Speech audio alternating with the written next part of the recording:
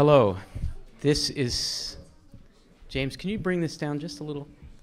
This is such a friendly-looking room. I mean, wow. We know everyone here, and everyone knows everyone. So welcome back to the Writer's House. I'm Al Filreis, and proud to say a founder and faculty director of the Kelley Writers House. And this project, bringing Wystan Curnow back to Penn, because he's an alumnus, as was said at the last Wystan event, by Charles, I guess. Wystan is the first PhD recipient from our Department of English who was not an American. Did I put that in the right way? No? The first New Zealander? Oh, I mean, and only, as far as I know. And he got the degree without actually writing a dissertation. Well, you need to talk to Wystan about how... Sarah, talk to Wystan about how you can get the degree without the dissertation. Anyway, it's been long planned. We applied to the Provost of the university for funds to bring Wystan for an extended period. This is what you do when you're in New Zealand. You come to the States for an extended period. And the Provost of the university, Ron Daniels, who's now left, but the Provost's office has been very supportive of this project, and we need to thank them. This is also a program that's under the general jurisdiction of our Writers Without Borders series. And so thanks to everyone. Everybody laughs that there really are borders, but we, I guess, fantasize. So thanks to everyone who's had a hand in paving the way for Wystan's stay here. And Bob Perlman is going to introduce this reading. Of course, this reading will become fairly instantly, thanks to James's magical digits on the keyboard, part of Wystan's growing Penn Sound page full of fantastic recordings and now also videos. So glad you're here. Bob Perlman.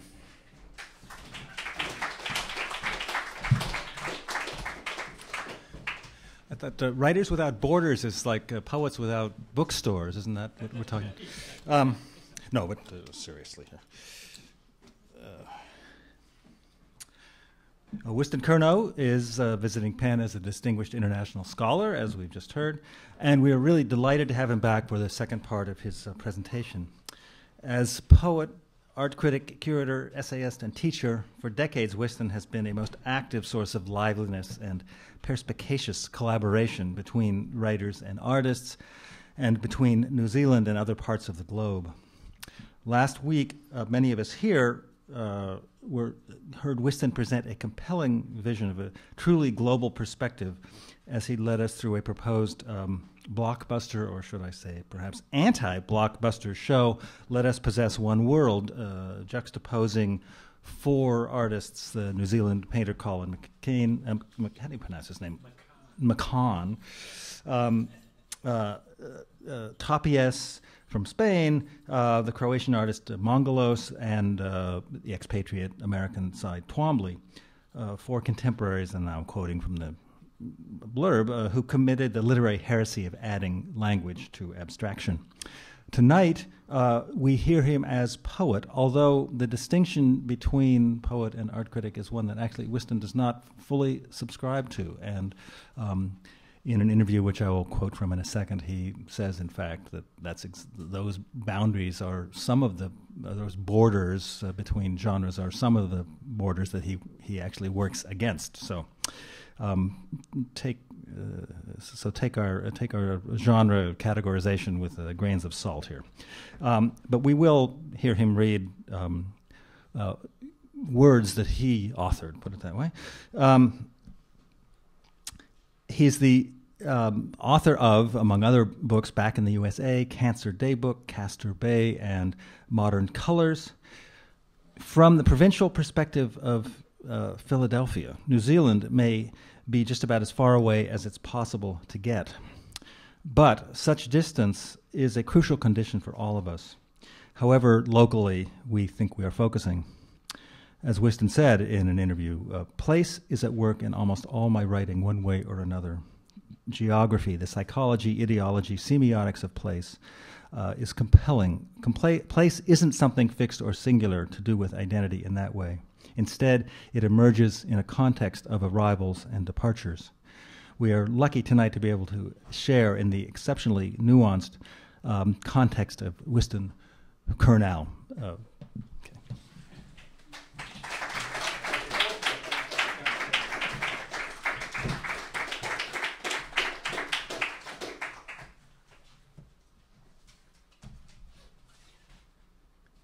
Thank you very much, Bob.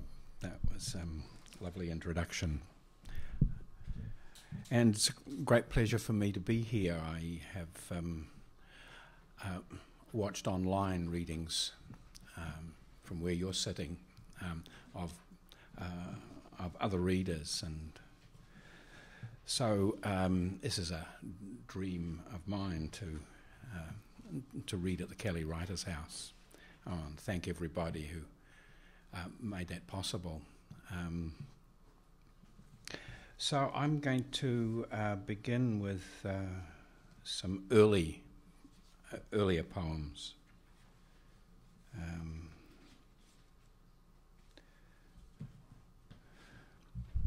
This one's calling Keeping to Myself. Keeping to myself. I keep thinking under my hat. I keep feeling around in the dark. I keep looking out in the open. I keep wondering for days on end.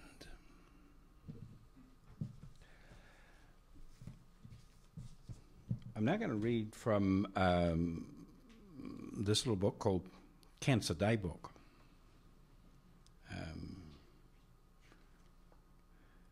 And I'll read a little note at the end. I should say that the first of these poems had at the time of their composition a peculiar purpose, that of distracting a disease on a day-to-day basis. And it seemed best to delay their publication as a volume until such time as that purpose had been well and truly served. So here I am. It was a bad one, that disease. It's always a bad one.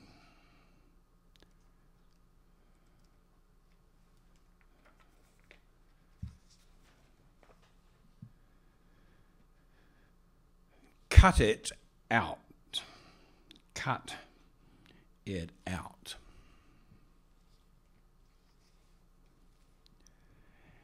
As for what's in store, whatever I and you who do also care to think means nothing.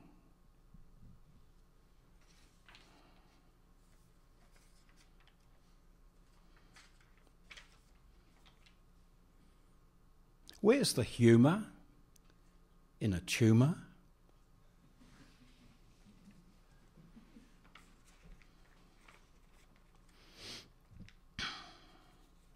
Now that I have it, death, in my sentence, I'm the more composed.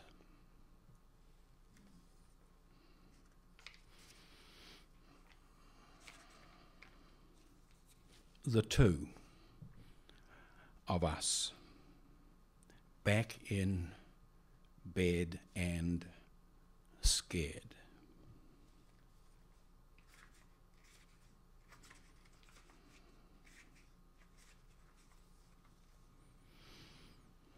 Gut, tack, slot, tear, knit, rift, stitch, cavity, snatch.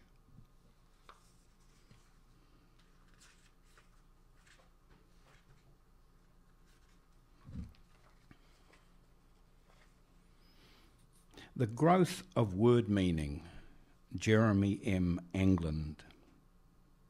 The Growth and Impact of Institutional Investors, Jeremy R. Briston. The Growth of Cancer Cells, Edward H. Cooper. The Growth of African Civilization, Basil Davidson. The growth of Hawaiian corals, Charles H. Edmondson. The growth of Athenian economy, Alfred French. The growth of scientific physiology, G. Goodfield. The growth of the soul, Nut Hampson. The growth of logical thinking from childhood to adolescence, Barbel Inhelder. The growth of 12 masterpieces, Charles Johnson. The growth of knowledge, Manfred Cocken. The growth of cities, David Neville Lewis. The growth of religious and moral ideas in Egypt, S.A.B. Mercer. The growth of the South African abalone, G. Newman. The growth of New Zealand farming, Peter S. O'Connor. The growth of civilization, William J. Perry.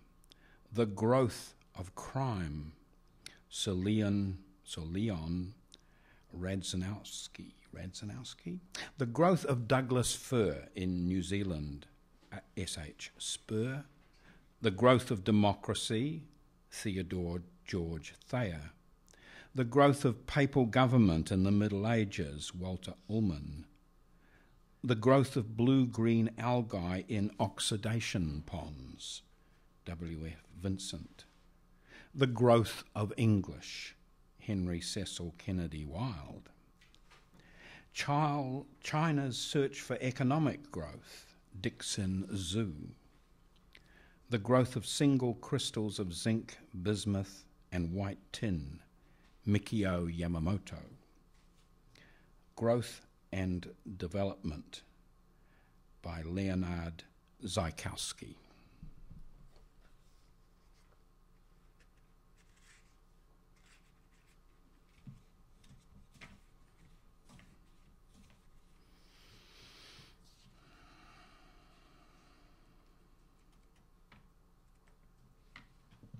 Chemotherapy is not taking life lightly.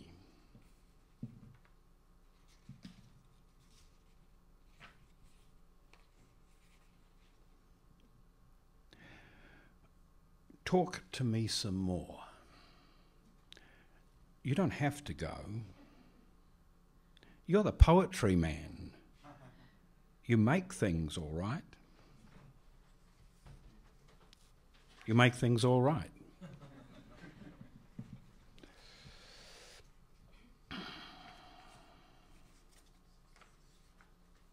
Dedication. For the life of me. Going for your semicolon notwithstanding.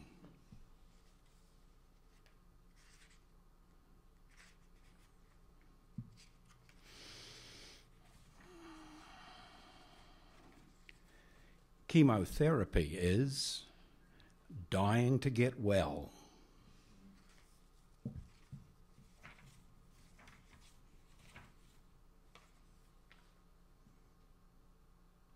Have it in for, out with my one and only body.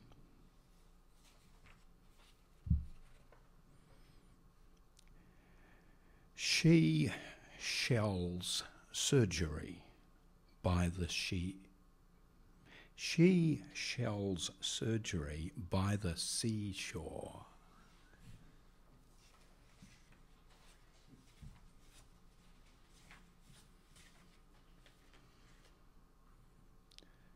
To one, side knot inside. 1, 2, side with outsides.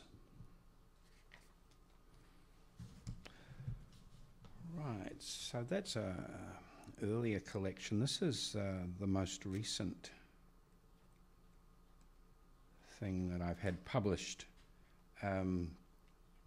It's in a catalogue for an exhibition. It's now on in Toronto by Lawrence Weiner, The Other Side of a Cul-de-sac.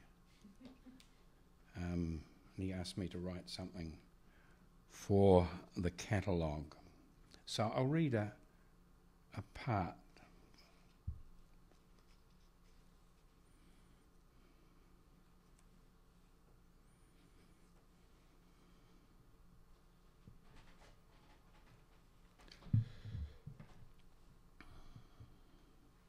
Shored up. The terraced and triangular retaining. Shortcuts, underpasses. Residents eventually learnt the routes. Restoration of channels. Criminals sentenced to public display. 1, 2, 3, 4, 5 houses surrounding a circular drive. Popping wheelies and turning tricks, combined with lintels in braces. Alley is of French origin, meaning way to go. Judder bars or sleeping policemen. Lollipop-shaped streets.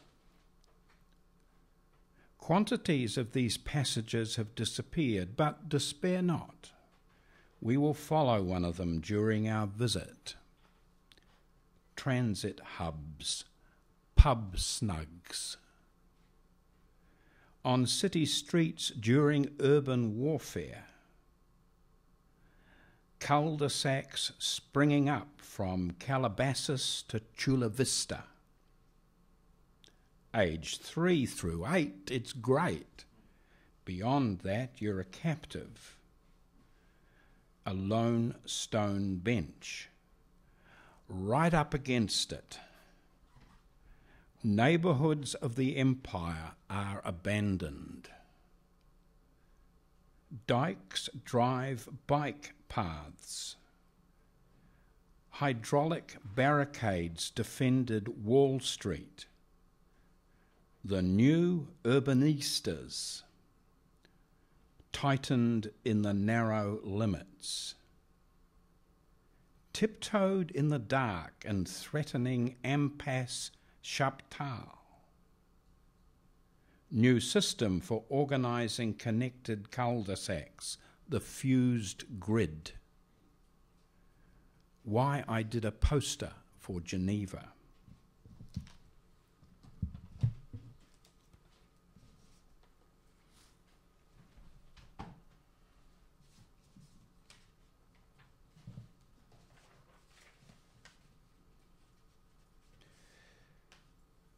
So this is now a group of poems that appear either in my most recent book, Modern Colours. Bob asked me if I had anything for sale, but you know, difficult bringing stock with me. But Modern Colours is for sale back home. You can order it from Parsons Bookstore, which is easily found on the web. Parsons Bookstore. Anyway, I'll read one or two from here and others that belong to a larger group of recent work called The Art Hotel. And this piece is called Riffing on Zara. It begins with a remark of Marcel Duchamp, who I always have to refer to when I'm in Philadelphia. If you want a grammatical rule, the verb must agree with the subject phonetically.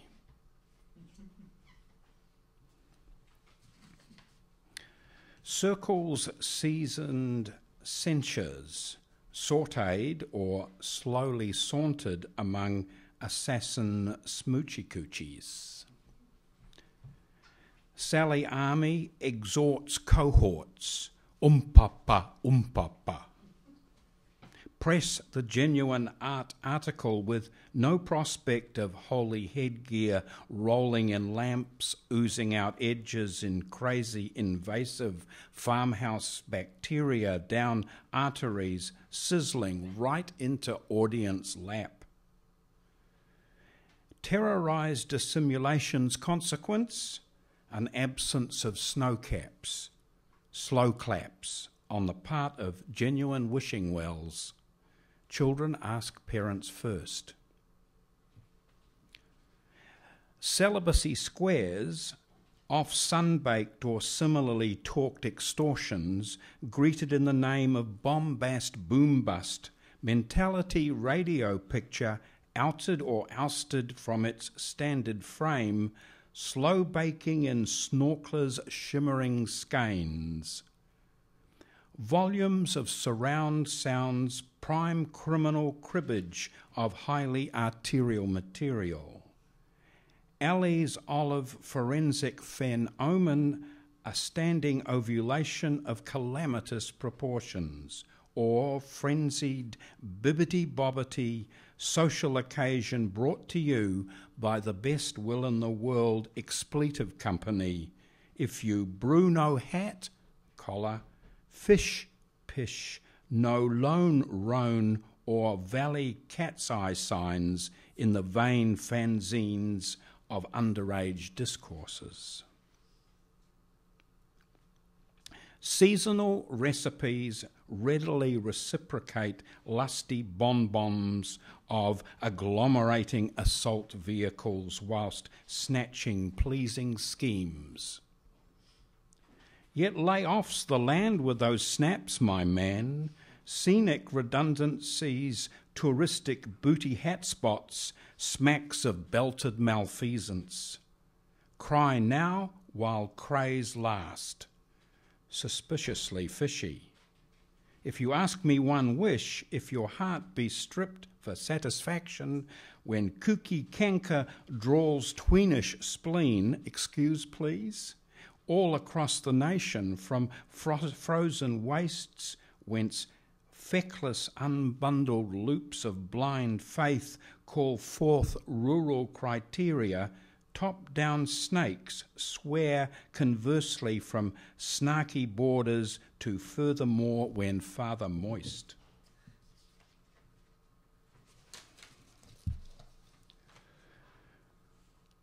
Root systems take hits.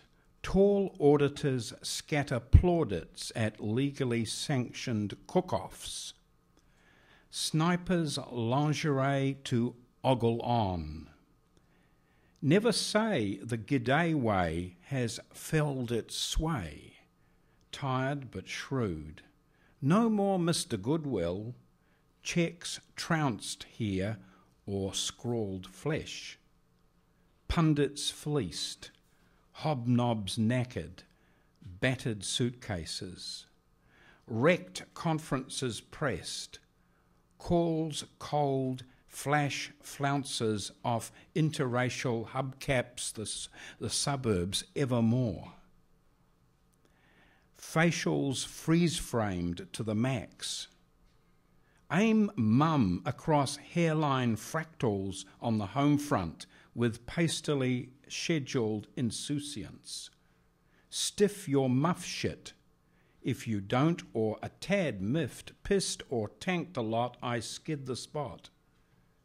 Steampunk beckons or shouts down low-cost highways of internet dreams, stocking a mockery of skateboard co-options. She shuffles her cold feet and yardbirds their speedy descant to fisticuffs. Thank you. Tristan.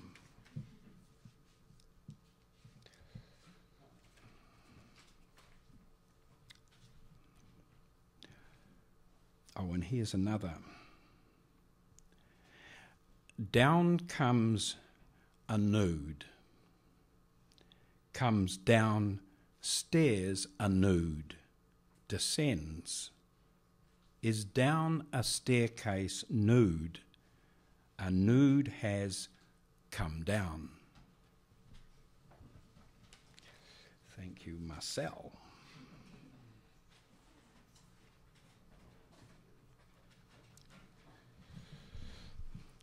Paris sucks.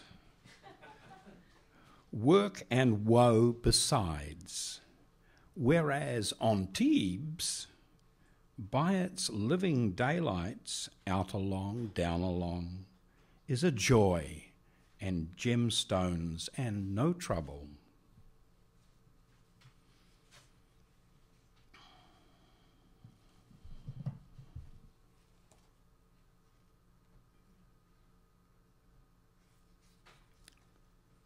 Listen here. We want a new planet on the blue dome of the sunk sun. We want words that have taken leave of their senses. We declare all things to be groundless. Their future is in the air.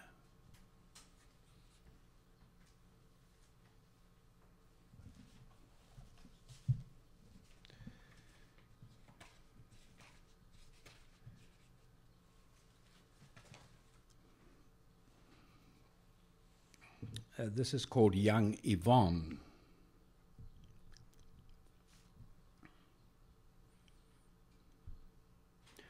Hers, sheathed in black velvet, embroidered in gold thread, and sequined, panthered, and ankled Napoleonic by couches to turbaned, tantamount no less, slender, more supple even than Antoinette, young Yvonne's body lay ever more African than Arab, quite purple-frogged in pink-flowered tumult.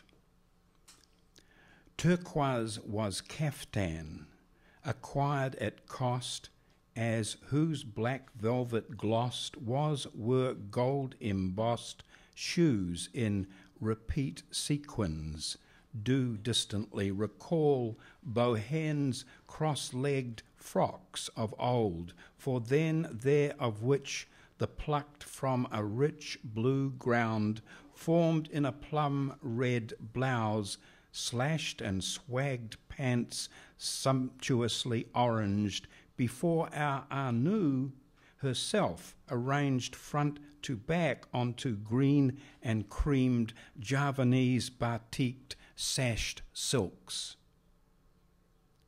She's boredom, she said, her open book unread, personified on their laps, the day the long-limbed, and her quirky for the feature before the cash fabulously shot silk sample books stashed, and seemed several shy, over-sensitive and sensuously damasked, bladed upholstered next to their skin. In Henri's hotel rooms, demonstrably magnolia marvellous, but threadbare, posing arabesque meanderings profusion, though far from happy, Yvonne's undoubtedly light airs, whereas Lisette longs herself in lounges for frivolous, yet twisted listless, in toile de jouet job lots, and stands at open windows, flush with fresh onto ocean frilly, as actress less Italian than French, as angular as Antoinette. It's Matisse in the Mediterranean. Yeah. Oh yes, and by special request, a glass of water.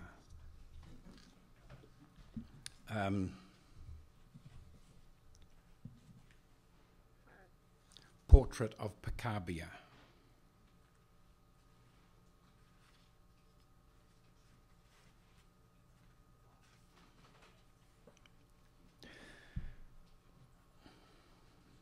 Francis Picabia is a nomad, we thought.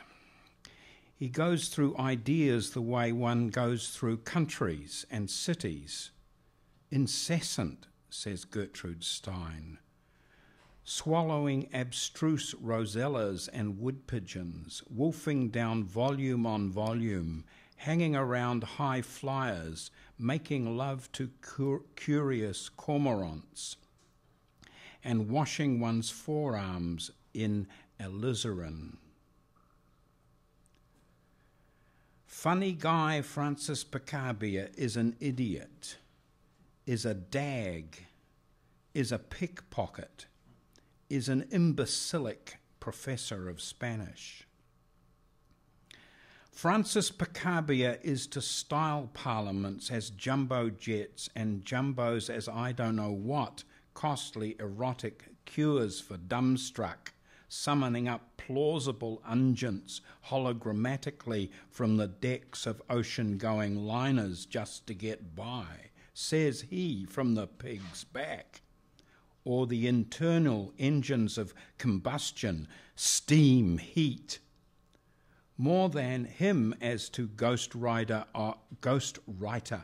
of resignation speeches for sticky-label despotics, never again see the people he knew and loved, even casual acquaintances, notorious roue, never put his word the same woman twice in his bed unless he'd another who'd cheated on him every day with a different man. Even so, Francis Picabia's a wag. He is an idiot. He is a clown, is not a painter, is a crazy, is a Spaniard, is a professor, is not serious, is rich, is poor. Take his word.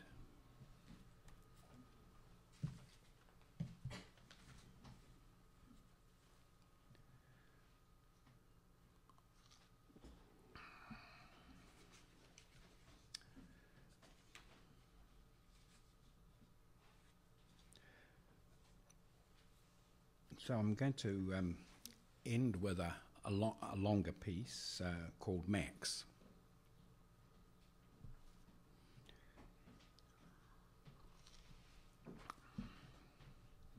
At exactly 9:45 a.m., Max cracked hisself out a da egg his mother had left in an eagle's nest, and over which the bird had brooded 7 years. Dis was in Dover, I mean Brühl, 6 miles to the south of Köln, ex-Roman colony on der Rhine. Crikey Dick, Sonny Jimbo. Da alligators, they not what they used to be. Wings flap their spans far off into da endless night. And so, our little Max grew up to be a beautiful and studious child, but not dutiful. Nappy daubs, out of hand condemned by Mama and Papa, not appreciated. Ghastly tedium of endless hours incarcerated in the convent church, leastways that's his version. But what of the exquisite skulls and delicate bones of 11,000 virgins encrusting those walls, supposed to have held him spellbound? Determined in any case closely to scrutinise the mystery of telegraph wires and to flee from his father's tyranny, story goes 5-year-old Maxie then fled the parental home. Worldly goods in sack on stick.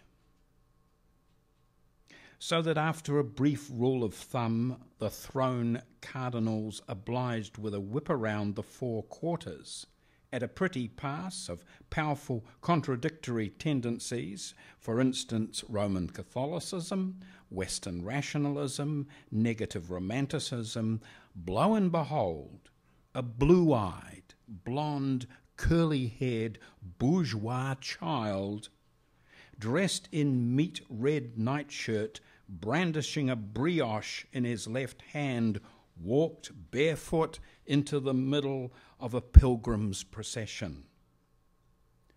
Truth be told, they'd already been taken aback, a ways back, and had slowly, by various means, abandoning self to self, been brought to their feet by the shuddering power of the word hermit, and so forth along that dusty old 19th century road. However, enchanted by this charming child, and swearing, some grave mother, to be the vision of an angel or even da infant of da Virgin, the pilgrims now proclaimed, "Look, little Lord Jesus Christ." And at night, dreams da tortoise, or was that now taught us? Telegraphy, I mean. And with each booby a few more scales fell from the eyes of the learned aigratats, or acrobats, of electricity, should that be, till they fair carpeted the ground around them. After a mile or so of this, the headlight child had escaped from the pilgrimage, made his way out of the dark forest precinct and into the sunlit station, and took a long and delightful trip on the choo-choo. And the telegraph wires, which move when you look at them from a running train, and stand still when you stand still, and the words like lightning go, Maxie clap hands. And the bird of day looked thoughtfully down on what he'd seen from above the midnight. Sometime later, Lord Maxie struck off a toot suite of drawings and an edition of Young Woman. It used to be said, "Ze good fish wore ze red shoes." Not anymore. Not in that bygone age. See Papa, see Mama, Sister Mary, Emma and Louisa, and good friend Fritz pictured there. On my verbal, there'll be no more bicycle ice for you, my boy, no more the ancient caligulators. Now it's quilt by the board or batting, and no two ways. The days are sorely numbered. 3, 2, 1, zoo. The very next day, when Bobby brought him home, he pacified his papa, swearing he was l'enfant phare for sure. On another historic day, C 21-422, in the Tyrol, first Tristan Tiara, Johnny Arp, and then Paul Elward and Andre the Breton met with Maxie Ernst, and together they dreamed up Dada, au grand air. A year later, 1922, they returned to the Tyrol with Mark Josephson in tow for another momentous meeting, yada, yada, yada. So it came to this: his Dada, who was as gullible as the next man, painted a portrait of his son as the Christ child, looked at him thunderstruck and as from a moving train. Instead of a whip, he carried a cross, dressed in reddest shirt material, blue-eyed, curly-topped and toed among eggshells, red-tipped shoes. Then lowered slowly, so's her chin touched her soft eider-downy bosomery, then slowly it to where you, yes, you began, wrapped in warm and tender love. It was thought portraits of women with bare necks cost 1/3 more, as they were from under her wing. This painting may be the ideological source of Ernst Souvenir de Dieu, 1923. He suspects his Dada, he with the menacing eye and the upturned moustaches, of a god complex, goodness sakes. Kissing Mary goodbye gave him his first intimation of the modernist void, although it was quite possibly a void of some other determination. He feels he never left the room that she left when she died. If you try, I don't doubt you can imagine these lines as written by the true Max Ernst, who was all of 45 at the time.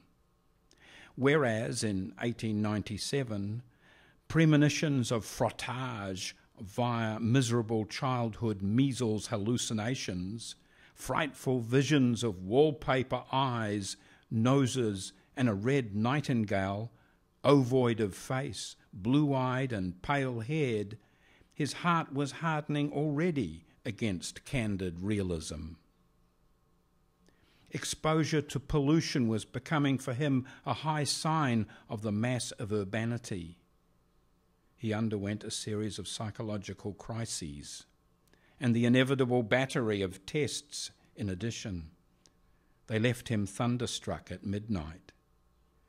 He learnt of the demise of the pink and most intellectual cockatoo, of his mama, of the convent wallpaper nightingale so menacing, and the cracking birth of a sister at the very same time. The psychoanalysts were at 60s and 70s.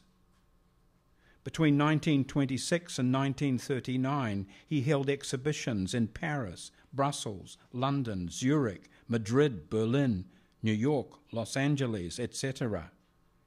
He became mightily confused between birds and humans, as is amply demonstrated in as many of his paintings as drawings. Wings. Identity had been instantaneous, then convulsive or not at all. And subsequently, on the 14th of July 1941, he had flown to the United States and built a nest for himself and Peggy Guggenheim on a cloud above the East River. Thank you.